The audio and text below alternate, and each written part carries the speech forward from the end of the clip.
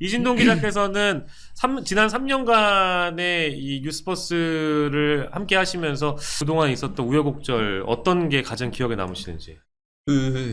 이제 김태형 기자가 들어오기 전인데 네네네. 뉴스버스가 알려지게 된 게 예. 줄리 의혹을 아시죠? 줄리 의혹. 그때 김건희 여사를 단독 인터뷰를 했었는데 이 단독 인터뷰 그리고 아까 얘기했던 고발사주 특종 그리고 작년 말에 있었던 그런 그 디넷 보도 그리고 그 전에 이제 아까 김태형 기자 생방송 중에 개껏하는 검찰 소환 조사 이런 것들이 이제 우여곡절이라면 우여곡절이고 기억에 남는데 특히 이제 그 저희들이 이렇게 취재를 하다가 보면 취재도 중요하지만 사실 기사를 맥락하고 이 본질을 잘 정리해서 독자들한테 드러내주는 게 중요하거든요. 구슬이 서말이라도 깨워야 된다는 얘기가 있잖아요. 이런 것 좀 잘 깨워서 잘 보여줘야 되는 건데 그래서 지난 3년 동안 이제 탐사보도 기사들은 제 손때가 묻지 않은 기사들이 없어요. 네. 그래서 웬만하면 그 탐사보도 기사들은 다 기억이 나는 거죠. 뭐 여러 기사들이 남지만 3주년을 맞아서 가장 기억에 남는 기사가 있다면 뭐가 있으십니까? 그 김태형 기자 들어오기 전인데 그 아무래도 고발사주 보도 특종이 가장 기억에 남아요. 그래서 우리 김태형 기자 직전에 타사로 이직한 전혁수 기자가 이제 그 물어온 기사예요.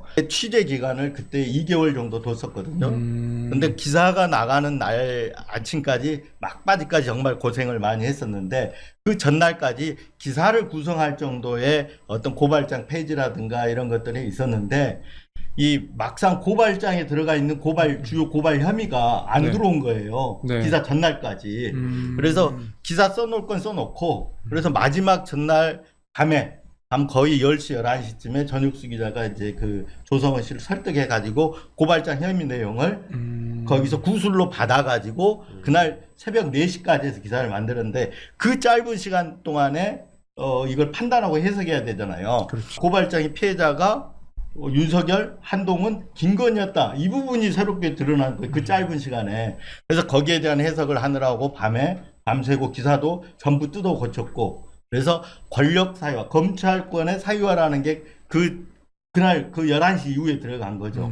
새롭게. 그래서 아침 한 4시까지 작업하고 잠깐 한두 시간 눈 붙이고 와서 아침에 또 나와서 반론 받고 해서 2021년 9월 2일 고발사주 기사들이 한꺼번에 한 8개인가가 지금 냈죠. 그래서 이게 그 당시 대선 국면에서 굉장한 파장을 일으켰었죠. 이게 가장 생생하게 기억이 남죠. 근데 그런 보도를 하면 사실 뭐 다른 보도들도 마찬가지지만 그날 아침까지 그 여러 전화들이 오고 그리고 반론 받을 때는 약간 피말리는 상황이었을 것 같은데 그때는 어땠습니까? 탐사보도 아까 최전선 프론트라인이라고 했잖아요. 이렇게 최전선에 서다가 보면 정말 피말리죠. 이게 만약에 그 기사가 빗나가거나 오보가 되면 어떻게 돼요? 사회적 파장이 크면 클수록 이런 오보가 됐을 때 반대에 또 피해 있게 입는 거는 엄청나게 크죠. 그래서 이제 탐사보도는 그래서 확실하게 취재가 이루어진 상태에서 기사가 나가거든요. 근데 아무리 자신을 해도 이게 미지길이고 그동안에 그 전례가 없는 기사들이기 때문에 굉장히 긴장을 하죠. 결국은 맨 막바지에 필요한 거는 자신에 대한 신뢰, 용기, 결단력 이런 게 필요한 거죠. 왜냐하면 팩트를 취재했는데 그 팩트를 믿어야 되고 그 팩트가 가리키는 방향을 믿어야 되거든요. 그러면 그 취재한 자신을 믿지 않으면 그 용기와 결단력을 가질 수가 없어요. 그런 기사를 쓸 수가 없어요. 그래서 마지막에는 팩트를 믿고 팩트를 취재한 자신을 믿어야 돼요. 그러면 그걸 믿고 팩트가 가리키는 방향대로 하면 또 용기가 솟거든요. 그렇죠. 그래서 기사를 쓰는 거거든요. 제가 아직도 기억나는 그 대목이 있는데 제가 타사에 있을 때예요. 근데 그때 이제 국민의힘 의원 중에 한 명이 방송에 나와서 그런 얘기를 했었거든요. 대선 버스는 출발을 못했는데 뉴스버스만 출발했다고. 대선 국면에 이게 경선 버스는 시동도 제대로 안 걸리고 있는데요. 뉴스 버스만 자꾸 나와가지고. 그때 그 화제가 됐었는데 그때 그거 보고 어떤 생각을 하셨는지 좀 궁금하더라고요. 그때 고발사주 보도였어요.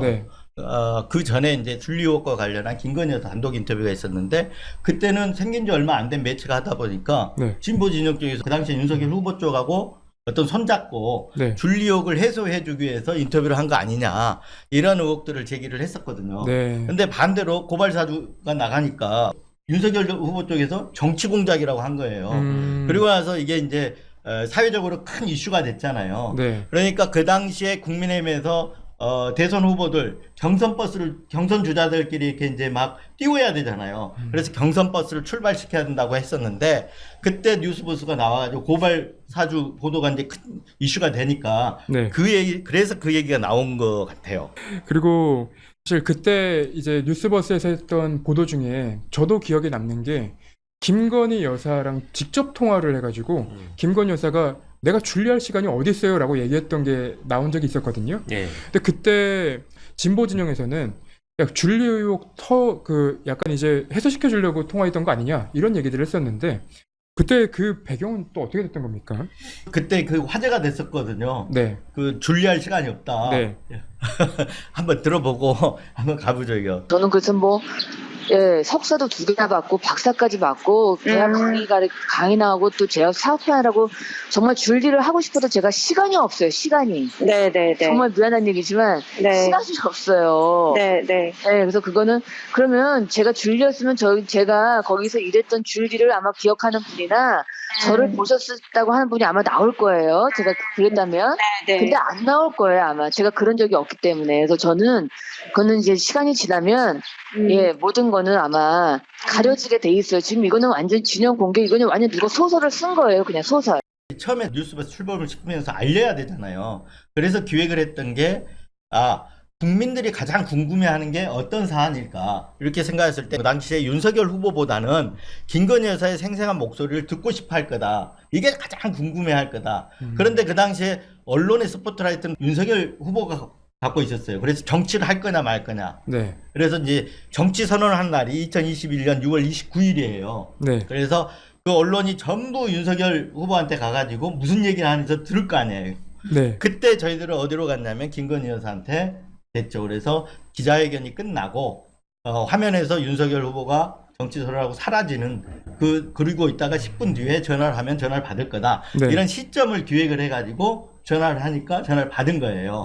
그래서 인터뷰가 됐는데 그때 인터뷰는 네. 줄리 의혹에 대해서 하려고 한 게 아니고 그 전에 이제 김건희 여사를 단독 인터뷰해서 윤석열 대통령의 장모 최은순 씨가 있잖아요. 네. 사기 사건으로 동업자가 구속된 적이 있어서 깜빵에 간 적이 있었어요.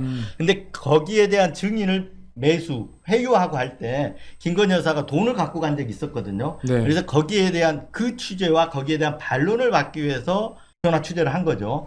그런데 그때 김건희 여사가 그 당시에 줄리 의혹 가지고 이제 이게 퍼지고 있으니까 여기에 이제 좀 흥분했던지 네. 나는 줄리가 아니다. 줄리할 네. 시간이 없다. 이런 얘기들을 하면서 그 줄리 의혹과 관련한 단독 인터뷰가 이루어진 거예요. 그러니까 이 아이러니하게도 김 여사 덕분에 이 사건이 더 알려지게 된 거네요. 그러면. 그렇죠. 그럼 그 뒤에 줄리 의혹은 지금 어떻게 된 겁니까? 그러니까 그때 이제 그 인터뷰한 기자가 그런 얘기를 하더라고요. 김 여사가 직접 자기 덕분에 뉴스버스만 키워준 거 아니냐.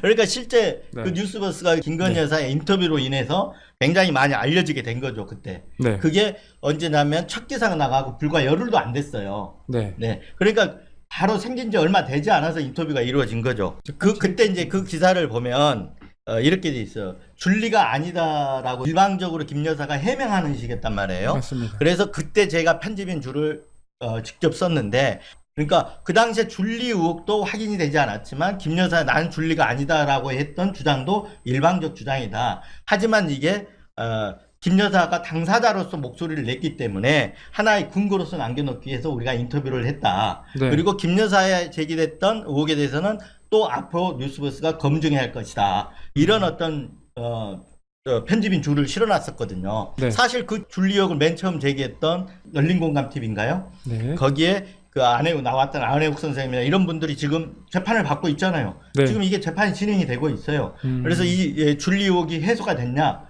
그건 아니에요. 물론 김 여사 측에서는 줄리가 아니라고 주장을 하고 있고 그 주장을 했던 사람들 명예훼손으로 걸어서 그게 재판이 진행되고 있고 하지만 저는 저희 뉴스버스 입장은 여전히 이것도 해소되지 않는 진행되는 사안이다 이렇게 보고 있습니다. 현재 진행 중인 사안에 대해서도 보도한 시점은 굉장히 과거지만 여전히 그 이슈는 살아있다라는 말씀. 네, 맞습니다. 그리고 가장 최근의 보도였습니다. 디지털 캐비넷, 디넷 관련 보도는 뭐 너무 최근이어가지고요. 굉장히 생생하게 각인이 되어 있을 것 같은데요. 디넷 관련해서는 최근에 제가 최근 보도라서 여기저기 인터뷰를 많이 했어요.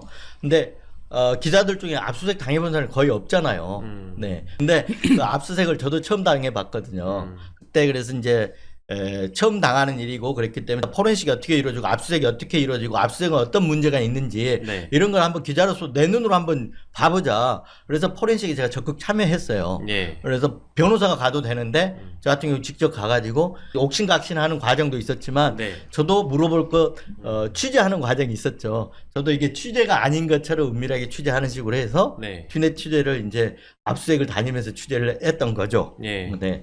그래서 드러난 게 이제 소위 디지털 캐비닛이라는 디넷 사건인 거죠.